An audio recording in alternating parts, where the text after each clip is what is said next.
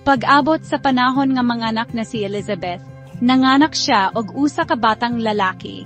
Ang iyang mga silingan ug mga paryenta kadungog sa dako, kaayong kaluoy sa Ginoo ngadto kaniya, ug nalipay sila uban kaniya. Pag-abot nila aron tuliyon ang bata sa ikawalong adlaw, gusto unta nila siyang nganlan og Zacarias, sama sa ngalan sa iyang amahan. Apan ang iyang inahan mitubag, dili, paganganlan siya og Juan. Sila miingon kaniya, walay bisan usa sa imong mga paryente nga ginganlan ni ining ngalana. Unya ilang gipangutana ang iyang amahan pinaagi sa mga senyas, kung unsa ang iyang gusto nga itawag sa bata. Siya nangayo og usa ka papan nga sulatanan og misulat, ang iyang ngalan Juan. Ug silang tanan nahibulong. Diha-diha dayon na abli ang iyang baba ug ang iyang dila nahigawas. Ug siya misulti, nga nagdayeg sa Dios.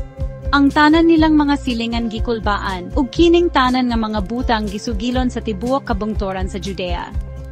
Ang tanan nga nakadungog niini nagtipig niini sa ilang mga kasing-kasing nga nag-ingon, unsa man unya kining bataa.